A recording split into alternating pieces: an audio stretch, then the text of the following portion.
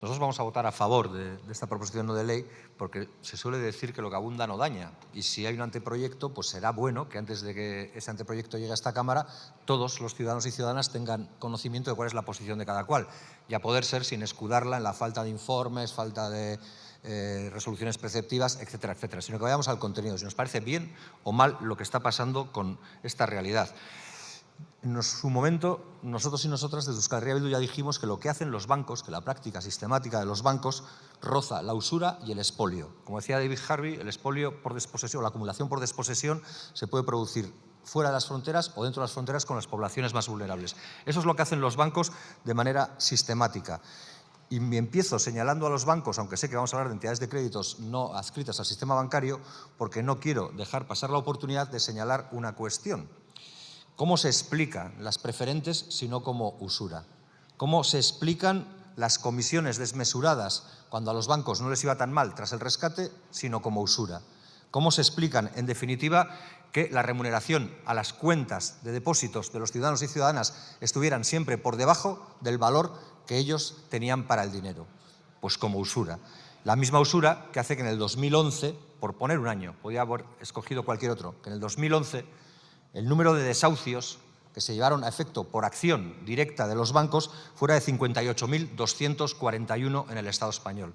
En ese mismo periodo de tiempo, en el 2011, se produjeron 3.000 denuncias por ocupaciones. De esas 3.000 denuncias por ocupaciones, el 93% correspondían a lo que es el delito de usurpación, es decir, viviendas vacías que eran propiedad de los bancos y que eran propiedad de los bancos porque habían desahuciado a personas. Y solo el 7%, es decir, 210 denuncias, tenían que ver con el allanamiento de morada de la primera vivienda o de una vivienda residencial. Es decir, 58.241 ejecuciones o levantamientos de acta de desahucio, 210 allanamientos de morada u ocupaciones. Esa es la realidad y no la que nos intentan vender. Pero por ceñirme ya al tema, si digo que lo que han hecho los bancos es usura, no puedo decir menos o por menos que lo que hacen estas entidades de crédito o estos créditos rápidos son atraco a mano armada.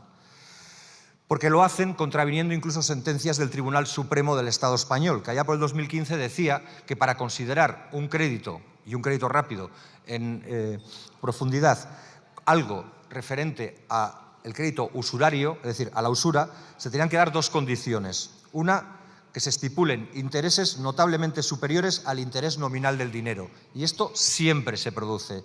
Y la otra, que haya sido aceptada por el prestatario, es decir, por la persona que solicita ese préstamo rápido o cuasi instantáneo, a causa de su situación angustiosa, que casi siempre se produce, por su inexperiencia, que no suele ser poca en un mercado tan cambiante, o por lo limitado de sus facultades mentales.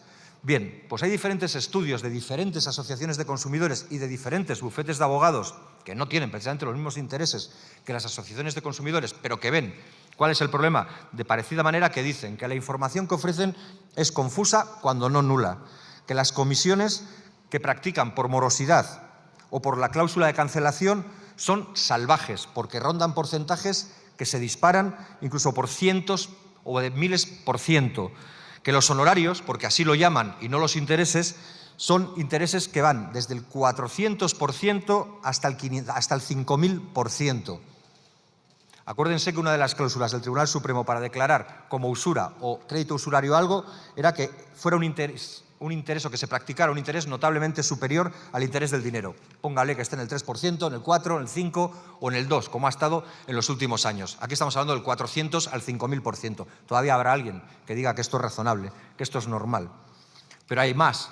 Hacen trampas con los días hábiles, hacen trampa con la inmediatez, porque con la inmediatez del clic y dispón de tu dinero en 15 minutos, en 5 minutos, no hay manera física de comprobar que la información que requieren la puedan constatar, que la puedan pulsar, que puedan determinar que esa información es real o ficticia, porque seguramente ni siquiera en eso se molestan. ¿Pero por qué se da todo este despropósito? Porque no son entidades de crédito y al no serlos no están sujetas a la supervisión de los bancos estatales, en este caso del Banco de España en tanto que Estado español.